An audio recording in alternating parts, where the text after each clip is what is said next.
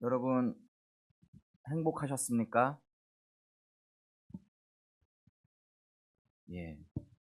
항상 제가 어느 교회를 가든지 이런 질문을 던지면 사람들은 굉장히 당황하시더라고요. 이렇게 아멘 소리가 나오기가 쉽지가 않은 현실입니다. 행복이라는 단어를 우리는 굉장히 익숙하고 친숙하다고 생각을 하지만 정말 지금처럼 갑자기 행복하십니까? 물으면 선뜻 행복하다, 아멘이라고 얘기하는 사람은 정말 10명 중에 얼마 되지 않았습니다. 얼마 전 저는 충격적인 광고를 보았습니다. 많은 사람들이 행복하고 싶어 하고 그리고 이런 시대 가운데 재밌게 잘 지낼 것 같았는데 중고거래 앱인 당근마켓에서 굉장히 저는 그렇지 않은 현실을 보게 되었습니다. 처음에는 제가 잘못 본 줄 알았습니다. 영화 같이 보실 분 구합니다. 저녁 먹을 친구를 찾습니다. 노래방에서 같이 1시간만 노래 같이 불러줄 사람을 찾습니다. 오산천에서 같이 산책하실 분 계신가요? 저는 중고 물건을 사는 이런 사이트에서 이렇게 사람 구하는 것을 보고는 이상한 것이 아닌가, 이상한 의도가 있는 그런 광고가 아닌가 생각이 들었지만 자세히 들여다보니까 그 속에는 슬픈 진심들이 담겨져 있었습니다. 내용인즉슨 지방에서 올라와 일한 지 6개월째입니다. 주말마다 혼자 있는 게 너무 외로워서 그런데 같이 밥 먹을 사람을 찾습니다. 회사 일 끝나고 늘 혼자 밥 먹고 이렇게 지내는 것이 너무너무 이제는 지칩니다. 또 어떤 곳은 아파트에만 있고 아이만 기르다 보니 이웃이랑 말 한마디도 나눌 기회가 없습니다. 이런 사연들을 읽다 보니까 물건은 당근마켓에서 쉽게 구할 수 있지만 정작 우리가 함께 행복을 나눌 사람은 구하기 어려운 시대라는 것을 저는 보았습니다. 스마트폰 속에서는 수백 명의 친구가 있고 수백 명의 소식들이 있지만 정작 우리의 저녁에, 정말 우리의 주말에 함께 밥 먹고 산책하고 시간을 나눌 사람들은 찾기가 어려운 시대라는 것입니다. 첨단 기술로 세상은 더 가까워져 있고 하지만 우리의 마음에 있는 사람들은 점점 멀어져 가고 있는 그런 시대를 우리는 살고 있습니다. 하지만 오늘 이 자리에 모인 우리는 특별합니다. 우리는 단순히 예배당이라는 건물에 모인 것이 아닙니다.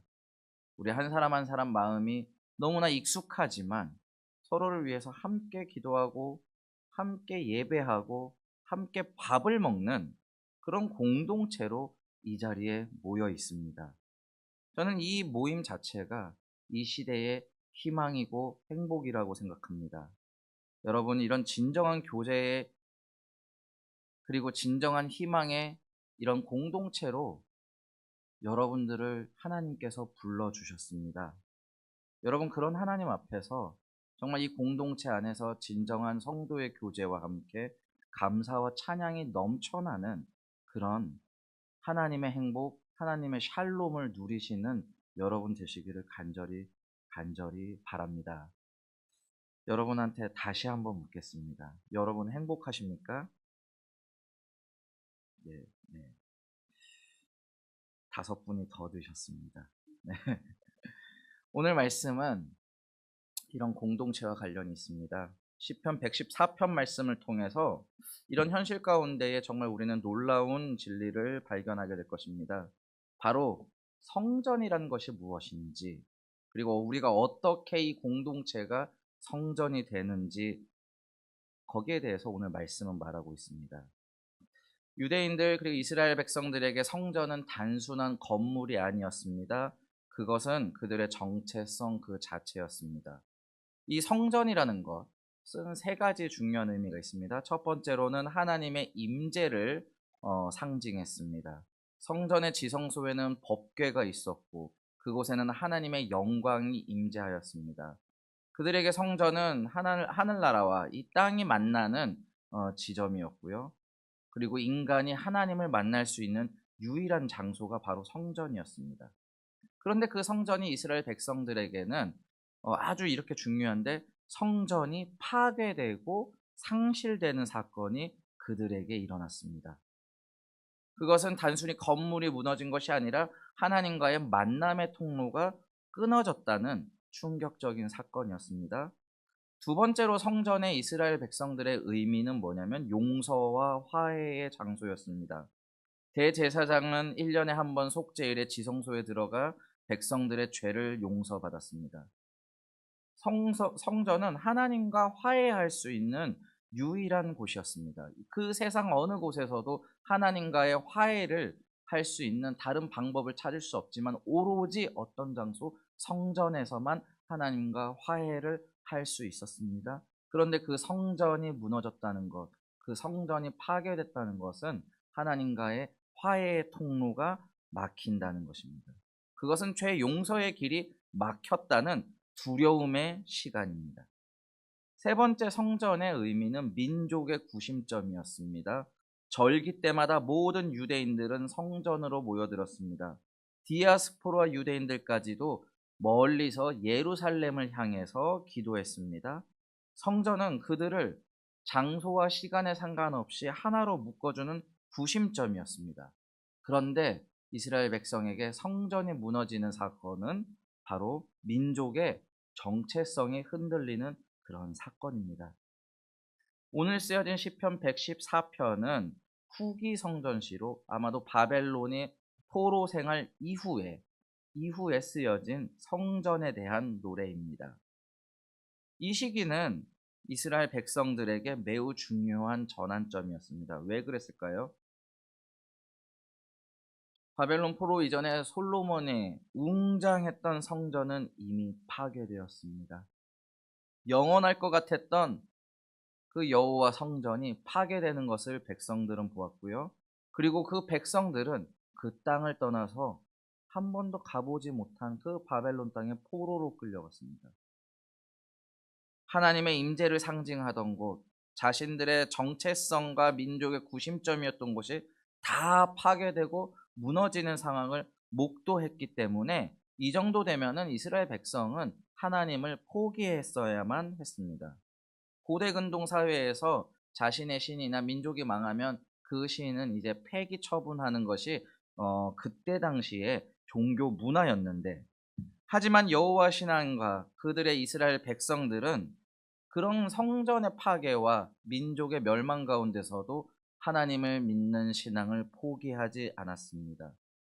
이것을 가능하게 한 것이 과연 무엇일까요? 바로 오늘 114편의 성전 신학이 있었기 때문입니다. 이 위기의 시간에 다른 민족들은 이미 자신들의 신을 다 버리고도 남았을 그런 상황 가운데서도 이스라엘 백성들은 오늘 114편의 이 시편을 노래하면서 중요한 것을 붙잡았습니다. 그것은 무엇이었냐? 성전은 무너졌지만 하나님은 여전히 그들과 함께 계시다라는 고백입니다. 이 고백이 114편에 있었기 때문에 성전이 무너졌지만 바벨론에서도 페르시아에서도 바로 이들이 있는 곳이 바로 하나님이 임재하시는 곳이고, 하나님이 임재하시기 때문에 바로 그 민족이 하나로 뭉칠 수 있는 곳이었다는 것, 고백이 바로 이 시편 안에 들어 있습니다. 성전은 건물로만 보고 그 건물이 무너지면 성전이 파괴됐다라고 생각하는 것이 그때 당시의 생각이었지만, 이 구절을 읽으면서 이스라엘 백성들은 건물이 무너져도 우리와 함께하는 하나님의 임재가 있는 곳이 바로 성전이다라는 새로운 전혀 다른 고백을 오늘 시편 말씀에서 하고 있습니다. 오늘 1절 말씀을 보면 굉장히 흥미로운 점이 있습니다. 1절 말씀을 다 함께 읽어보겠습니다. 시작. 이스라엘이 애굽에서 나오며 야곱의 집안이 언어가 다른 민족에서 나올 때에, 얼핏 보면 같은 의미를 두 번 시처럼 반복한다고 생각하지만 첫 번째 구절은 모세 시대의 출애굽을 이야기하고 있습니다. 이스라엘 백성이 애굽의 노예 생활에서 해방되어 나오는 장면입니다. 두 번째, 야곱의 집안이 언어가 다른 민족에게서 나올 때에는 무슨 말일까요? 이 말은 바로 두 번째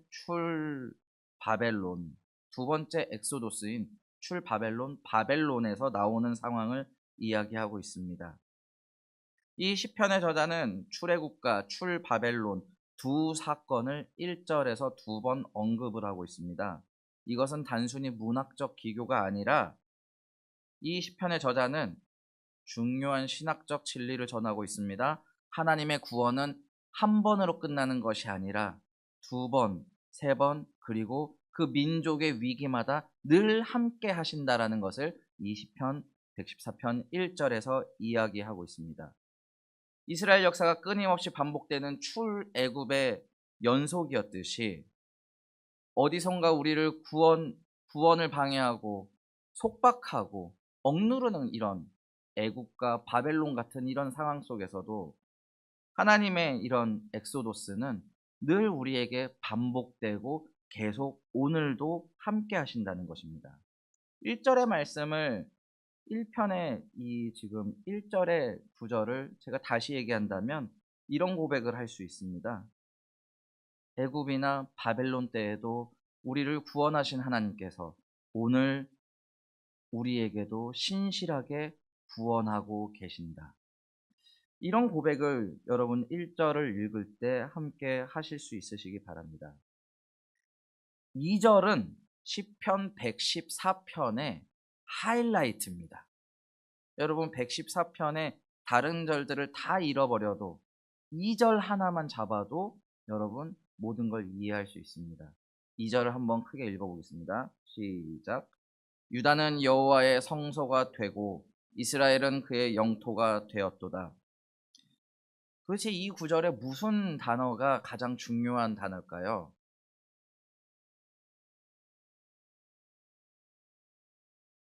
의외로 가장 이 하이라이트 구절의 중요한 단어는 되었답니다. 유다는 여호와의 성소가 되고 이스라엘은 그의 영토가 되었도다. 아주 중요한 이 시제 되었다가 두 번이 반복되는데 이것이 이 구절의 시편 114편의 가장 중요한 포인트입니다. 히브리어로 하이타라고 쓰여 있는 이 되어버렸다는 이미 그렇게 되었다, 이미 그러했다라는 완료 형태의 시제입니다. 왜 그러냐? 이미 되었다. 이 구절을 히브리 원어 그대로 번역을 하면 이미 되어 있었다. 유다는 하나님의 성소였다. 이미 되어 있었다. 이스라엘은 이미 하나님의 영토였다. 이것은 단순히 이미 되었다, 이미 그냥 선포가시 아니라 바로 1절과 연결됐을 때 성전이 무너져도 너희들이 그렇게 암흑기에 포로로 잡혀가도 사실은 애굽에서 하나님이 동행하여서 출애굽할 때부터 이미 너희는 성소가 이미 되어 있었다. 바벨론에 풀 잡혀가는 한이 있더라도 솔로몬의 성전이 무너졌더라도 하나님이 이미 예전부터 너희가 바로 하나님의 영토였다 라는 선포가 2절에서 나오는 것입니다. 이 2절은 사실 이스라엘 백성들에게 혁명적인 고백이었습니다. 성전이 허물어지고 성전이 사라졌을 것이라고 생각하지만 건물이 없어도 하나님의 백성으로 모인 그곳에는 이미 성전이었고 하나님의 영토가 그곳에 선포되고 있었다는 것입니다. 출애굽, 출바벨론, 하지만 그런 것 가운데에 중요한 것은 장소가 아니라 하나님과 동행하는 백성, 백성과 동행하시는 하나님, 바로 그것이 성전이었다는 고백입니다.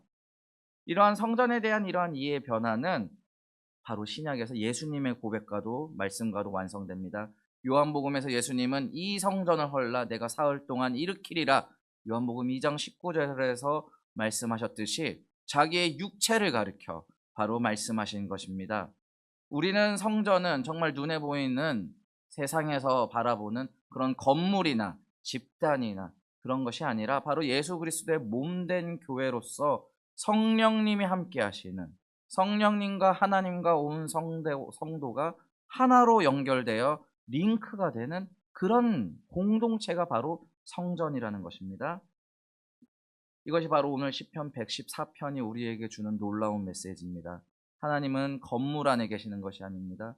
하나님은 인간의 계획으로 만든 조직체에 있는 것이 아닙니다. 하나님은 바로 그 백성과 하는 동행의 발걸음 사이에 함께 계시는 분이십니다. 그리고 그 백성이 모인 곳, 두세 사람이 모인 곳, 예수 그리스도의 이름으로 함께 모여 성령의 교제를 나누는 곳, 그곳이 바로 성전이라는 처음의 고백이 바로 이 시편 114편 2절에서 시작되는 것입니다. 여러분, 이런 성전과 함께 할 때, 이 성전에 하나님의 동행과 함께 할 때 어떤 일이 일어나는가? 3절에서 4절의 이야기가 있습니다. 3절과 4절을 함께 읽어보겠습니다. 시작. 바다가 보고 도망하며 요단은 물러갔으니 산들은 순 양들 같이 뛰놀며 작은 산들은 어린 양들 같이 뛰었도다. 어린이가 읽어도 이해할 수 있는 구절입니다. 바다가 보고 도망하며 요단은 물러갔으며, 시인은 그저 바다가 갈라졌다, 요단강이 멈췄다라고 쓸 수도 있었지만 마치 바다와 요단이 사람처럼 도망가고 물러간다라고 이야기를 했습니다. 마치 자연 만물이 살아있는 존재처럼 움직이는 것을 묘사하고 있었는데요. 이것은 단순한 문학적 표현이 아니라 고대 근동 문화에 있는 바다의 신, 어떤 물의 신, 혼돈과 위험을 상징하는 우상을 표현하기 위해서 이렇게 사람처럼 표현하고 있습니다. 바벨론 신화에서 바다는 신격화되어 있는 티아맛이라는 신격 우상의 상징이었습니다. 그리고 그 티아맛, 이 바벨론의 바다의 신 앞에서는 모두가 두려워 떨고는 했습니다. 하지만 이 시편을 읽는 바벨론에 있는 이스라엘 유다 백성들은 이 시편을 보면서 3절을 보면서, 아, 바벨론이 섬기는 바벨론의 신 티아맛도 하나님을 보면은 도망갈 수밖에 없구나 라는 거를 이 3절을 읽으면서 깨닫게 되는 겁니다. 바다는 그분 앞에서 겁먹은 도망자처럼 도망가고 거대한 강물도 뒷걸음치며 물러간다고 오늘 시편 114편은 이야기합니다. 이것은 바로 하나님이 모든 시대의 우상들을 물리치는 참 하나님으로서의 권위와 능력을 노래하고 있는 것입니다. 하나님께서는 모든 시대에 사람들이 두려워하고 사람들이 무릎 꿇는 그런 우상의 존재들, 그리고 그런 다른 여타의 권력의 존재들마저도 다 무릎 꿇게 하시고 도망가게 하시는 하나님이시라는 것을 노래하고 있습니다. 더 놀라운 것은 4절의 이야기입니다. 산들의 반응입니다. 수양처럼 어린 양같이 뛰어논다고 합니다. 이것은 단순히 움직임이 아니라 기쁨의 춤 사이를 이 표현하고 있습니다. 위험있고 견고해 보이는 산들도, 그리고 지역과 지역을 갈라놓는 높은 산줄기도 하나님 앞에서는 그저 즐거워 뛰노는 어린 양이 된다는 것입니다.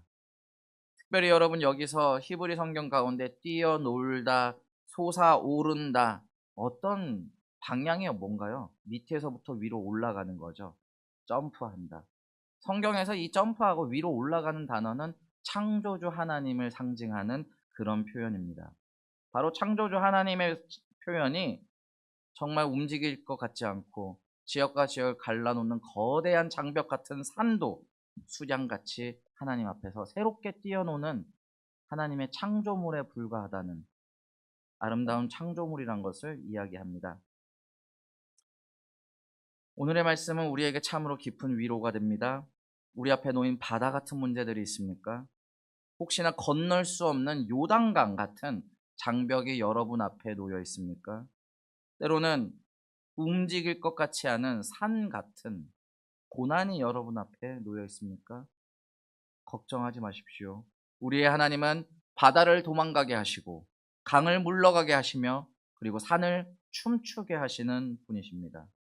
그리고 바로 그때나 지금이나, 그리고 출애굽 때나 출바벨론 때나, 그리고 바로 오늘 2024년, 바로 오늘 하나님께서는 창조주 하나님이시고 구원자, 구원주 하나님이시라는 사실이 그때나 지금이나 똑같이 그들에게나 우리에게나 똑같이 주어지고 있습니다. 사회의 많은 불확실 속에서 여전히 두려움이라는 바다가 많은 사람들을 엄습하고 있습니다. 경제적인 어려움이라는 그 요단강 같은 존재도, 아니면 관계를 단절시키는 그런 높은 산자락이 우리의 삶의 가운데에 자리 잡고 있지만, 하나님 앞에서는 모든 것이 물러나고 그리고 기뻐 뛰놀게 되는 것입니다. 오늘 7절에서는 이 모든 것이 누구를 위한 것이냐라고 했을 때, 바로 7절에서는 야곱의 하나님 앞에서 일어난 일임을 이야기하고 있습니다. 야곱이 누구입니까? 그는 속이는 자였고 부족한 자였습니다. 하지만 하나님께서는 오늘 성경의 고백처럼 야곱의 하나님이라고 자신의 정체성을 분명히 노래하게끔 하고 계십니다. 우리는 때로는 우리 자신을 속여야 되고 세상 가운데에 부족하고 늘 씨름만 하면서 살아가는 존재일지라도, 하나님께서는 우리의 하나님 되시고 야곱의 하나님 되시고 아브라함의 하나님 되시고 그리고 언제나 함께 하시는 우리의 주님이 되심을 우리는 고백할 수가 있습니다. 우리 7절과 8절을 함께 읽겠습니다. 시작. 땅이여 너는 주 앞 곧 야곱의 하나님 앞에서 떨지어다. 그가 반석을 쳐서 못물이 되게 하시며 차돌로 샘물이 되게 하셨도다. 하나님께서는 3, 4절에서 바다가 도망가게 하고 산을 뛰놀게 하셨는데, 이제는 반대로 메마른 반석에서 생명의 물이 솟아나게 하십니다. 하나님은 두렵고 거대한 것들을 물리치는 분이시면서 동시에 우리에게 메마르고 불가능해 보이는 것에서 생명을 샘솟게 하시는 분이십니다. 반석은 가장 메마른 것의 상징입니다.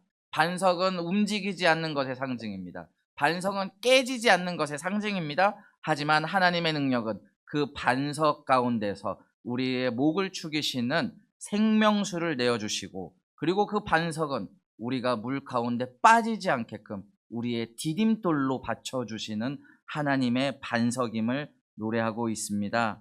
우리 현실 가운데에 때로는 당근마켓 가운데서도 정말 한 사람을 찾으려고 하는 이런 외로운 시대 가운데서, 바쁜 삶에 지친 성도님들의 삶 가운데서 우리 모두 다 각자의 광야를 지나가고 있습니다. 메마른 반석과 같은 현실 앞에 우리는 때로는 절망합니다. 하지만 오늘 말씀 가운데에 소망의 하나님을 붙드시기 바랍니다. 하나님은 반석을 쳐서 못이 되게 하시는 분이십니다. 불가능해 보이는 곳에서 가능을 만드시는 분이십니다. 메마른 곳에서 정말 충만한 생수를 솟게 하시는 분이십니다.